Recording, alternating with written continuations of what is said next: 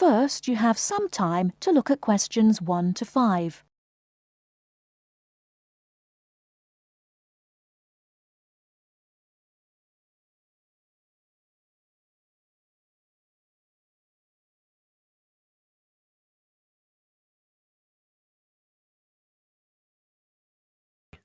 Listen and complete the notes about two people who work at ESCO Engineering.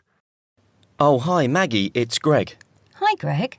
I'm phoning to check some information about some of the staff. I'm putting all the staff data into new files, and I noticed that I don't have files for two people. I think you might have them. Oh, really? What are their names? Peter Austin and Jane Moore. Let me have a look. Yes, I've got them here. Shall I send them to you? No, you don't need to. Just give me the information now. I can write it on some new files. I don't really need the photos if you've got photos there. OK. Well, Peter Austin first.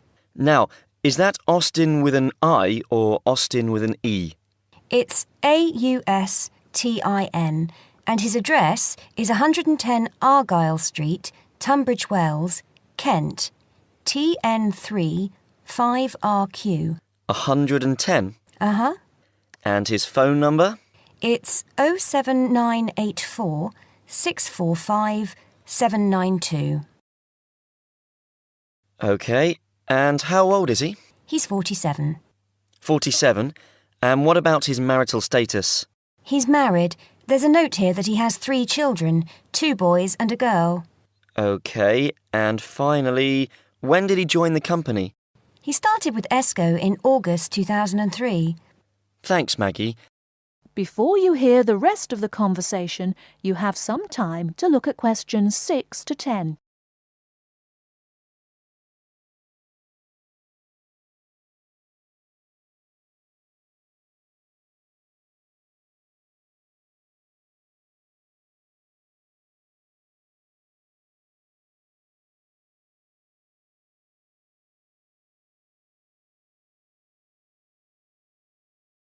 Now listen and answer questions 6 to 10.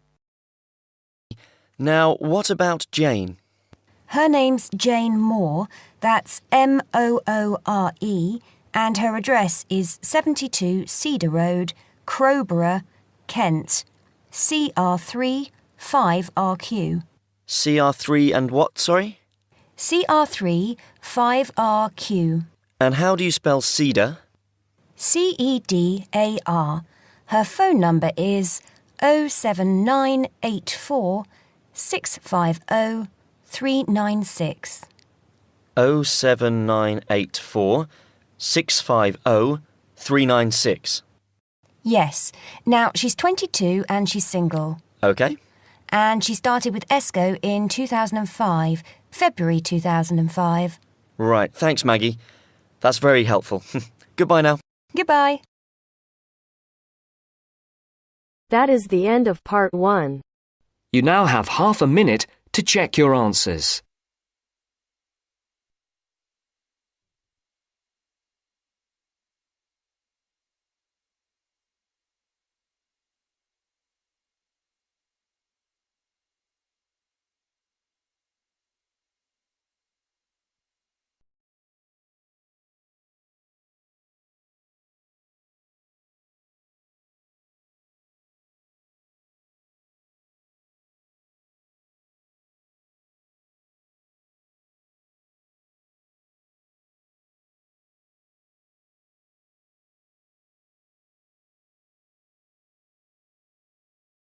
Now turns to part 2. Part 2. You will hear a conversation between a prospective student and a university advisor about applying to enter the university. First, look at questions 11 to 13.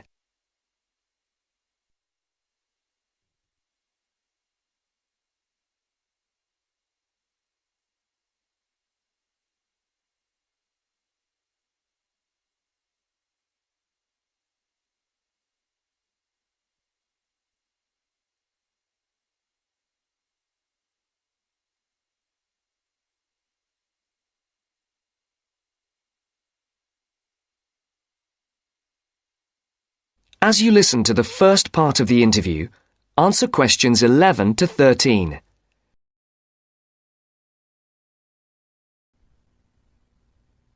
I'm interested in entering your business administration program, and I'd like some information on how to apply. I'm a little concerned because I've been out of school for a number of years. That could actually work to your advantage. It's possible to get academic credit for work experience if that experience is related to courses in our program. I've been working in business for several years. How would I get academic credit for that? First, you'll need to read the university catalogue to see if any of the course descriptions match your specific job experience. For example, if you've worked in accounting, you may be able to get credit for an accounting course. So then what would I do? You would write a summary of your work experience, relating it to specific courses we offer. Submit that to the admissions office with a letter from your work supervisor confirming your experience. Now look at questions 14 to 20.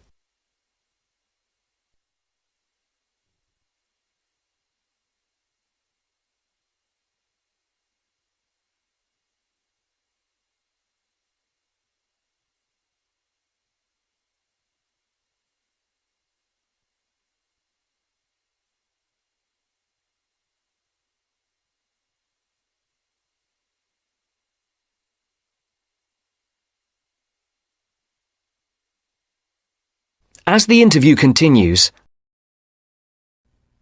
Would I submit those things at the same time that I apply for admission? That would be the best idea. Have you seen a copy of our university catalogue? Not the most recent one. I have a copy from last year. You'll need to look at the latest one. Unfortunately, I've run out of copies, but you can get one from the library for now, and I'll send you your own copy as soon as I have more available. Thank you. How does the admissions process work? Well, first you'll need to get an application for admission. Those are available in the admissions office. The application form contains all the instructions you'll need. That sounds simple enough. Of course, you'll need to make sure you meet all the admissions requirements. How can I know what those are? We have copies of the requirements lists for all university programs here in the counselling centre. I'll give you one before you leave today. Will I need to get recommendations from my employer or former teachers? Oh, yes, you will. The recommendation forms are available in the admissions office. Now, I don't know if you'll also be applying for a part-time job through the university work-study program. I'm considering that. How can I find out what kinds of jobs are offered? You can access the job listings from the computers in the library. Are you planning to study full-time or part-time? I want to be a full-time student. Good. Then you'll qualify for the work-study program. Part-time students aren't eligible. As a full-time student, would I be eligible for a free bus pass? No, unfortunately, we don't have those available for any of our students. However, you can apply for financial assistance to help pay for your books or for your tuition. I'd like to look into that.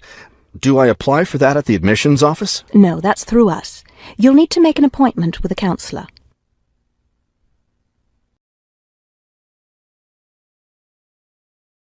That is the end of part 2.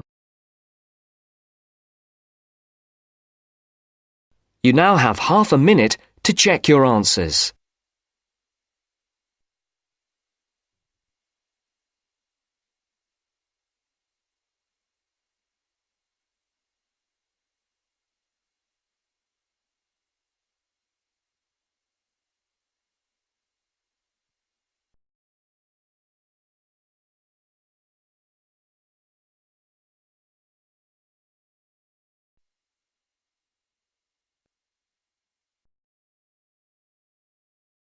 Now turns to part 3.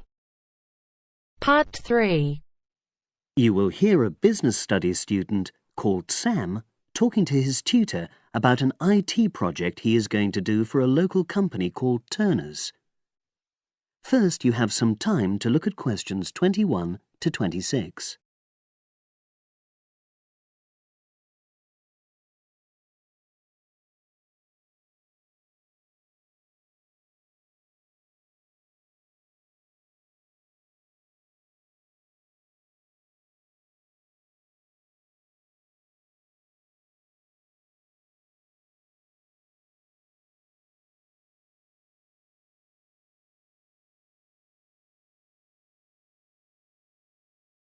Now listen and answer questions 21 to 26. Hello, Sam. Come in and sit down. Thanks. You're here to discuss your company-based IT project, aren't you? Yes, I've been to see the manager and he's given me a lot of ideas about projects that the company would find useful, but I wanted to ask your opinion about them before I choose one. Yes, that's fine. Now, this company's called Turner's, isn't it? That's right. It's a small engineering company. They make machine components for trade use. They're well established. They started in 1976, but they're a bit old-fashioned. Okay. And what kind of projects did Turner's suggest you could do for the company? Well, they want some improvements made to their customer database. The one that they've got at the moment isn't very useful in some ways. I had a quick look at it. That would be a very straightforward project, and it'd be simple enough to evaluate, but I don't think you'd get enough out of a project like that. You wouldn't learn anything new. Well, another project they suggested is to do with their online sales catalogue. At the moment, customers can look at their products, but they can't actually order them online, which must affect their competitiveness. But I said I thought it would take too long. It's quite a big task. You're right. It's too much for the time you've got. It's a pity, though. Then they want some help with their payroll system. At the moment, the way they calculate pay involves a lot of manual accounting.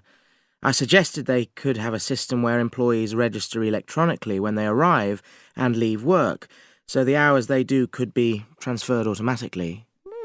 I think you'd get a lot out of a project like that. It would extend your skills, but it wouldn't be too much to take on. A student did something similar a couple of years ago, but this is slightly different. Well, then they need help with their stock inventory. They do everything manually. Really? Yes, and it takes so much time. It's probably very inaccurate, too. An electronic inventory would probably be the biggest single benefit for the company. I'm surprised they haven't had it done before. I know. Then they wanted to improve their internal security. The manager had visited other companies where the staff use swipe cards to access various areas of the building. It sounded useful, but the trouble is I'm not really sure how to do it. Well, I think you're right in that assessment. At the moment, it's probably a bit beyond your level of knowledge. Is that all? Just one more. Customer service. They want to be able to collect feedback from their customers in a more systematic way. At the moment, it's a bit of a mess, and they probably lose business as a result. Would that involve you going to see customers at their own premises? Because in that case, you might have to do a fair amount of traveling, and that would incur expenses that haven't been agreed with these companies. I never thought of that. Well, it might not be a problem, but it's something that needs clarifying. Well, I hope that's been helpful in narrowing down the options. Yes, it has, thanks. I'll be able to make a decision now. But while I'm here, can I talk to you about coursework? Sure. Now you have some time to look at questions 27 to 30.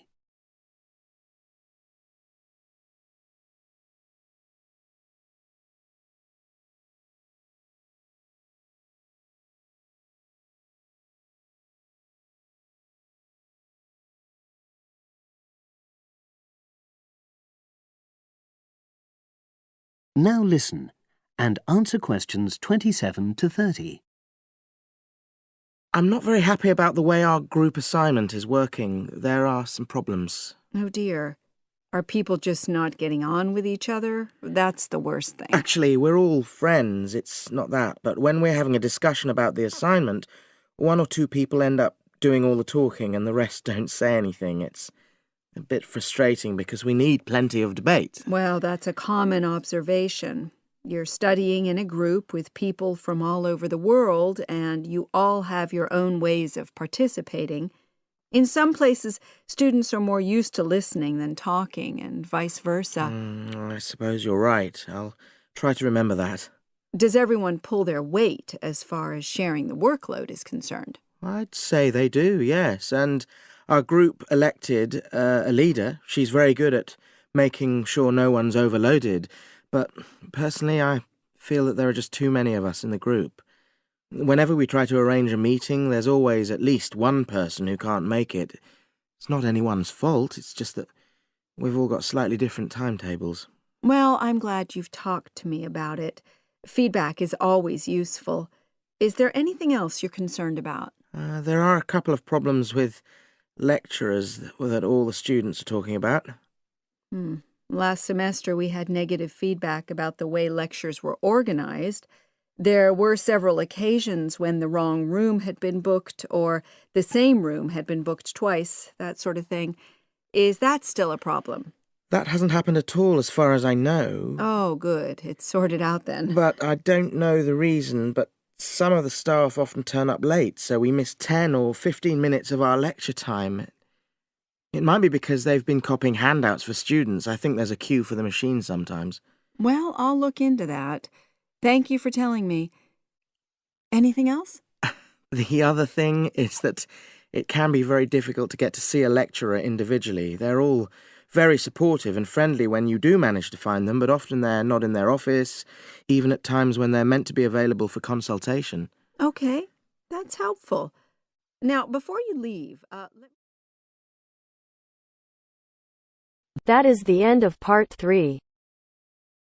You now have half a minute to check your answers.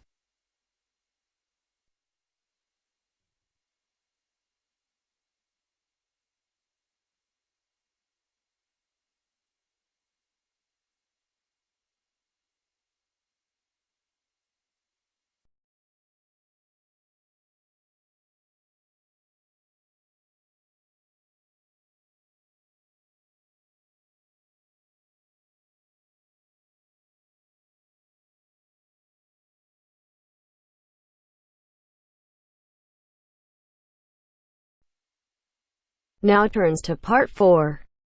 Part 4. You will hear a lecture about geotourism. You have 30 seconds to look at questions 31 to 34.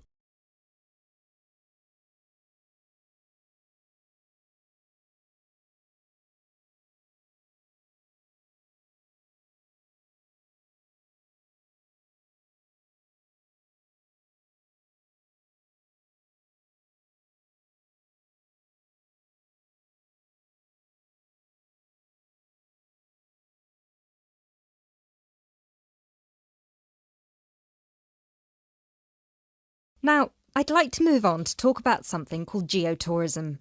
Geotourism is very basically leveraging the benefits of tourism for local communities. I would just like to give you a couple of statistics which are very illustrative of the current situation with regard to young travellers and international tourism. Firstly, tourism has an impact on more people worldwide than any other industry. Indeed, it has an impact on 1 in every 2 people, either directly or indirectly. The second statistic is that in global tourism, there is a 97% economic leakage. This means that if you spend £100 on going on holiday, normally only £3 of that money will actually reach the people who are giving you the services and the accommodation, for example, in the destination. If you put these two figures together, you can understand why some of the regions of the world which have very high levels of tourism still have very high levels of poverty and huge developmental challenges.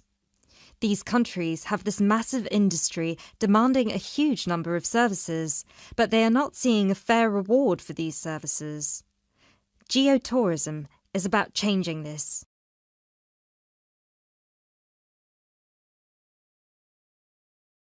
You now have 30 seconds to look at questions 35 to 40.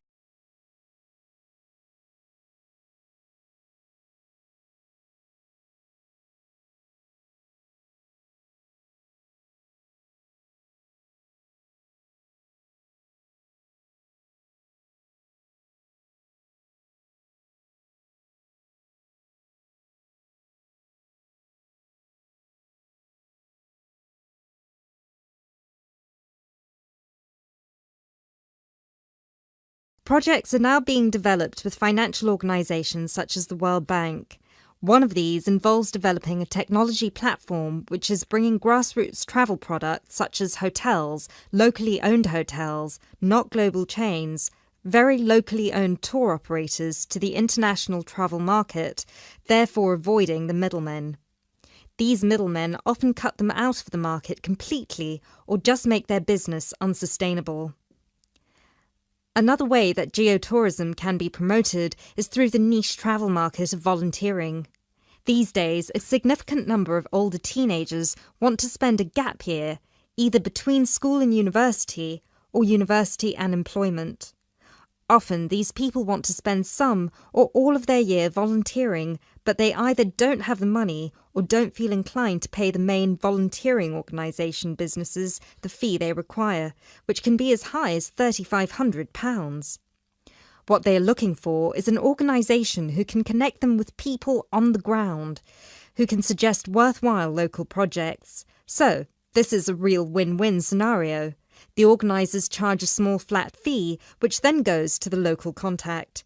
Thus, the local contact gets a very good commission just for one customer. The customer is also saving a large amount of money and time, both of which they can give to the projects they end up working on. There is still quite a long way to go before poverty in the most popular of tourist areas is eradicated, but a focus on this type of geotourism could provide an answer.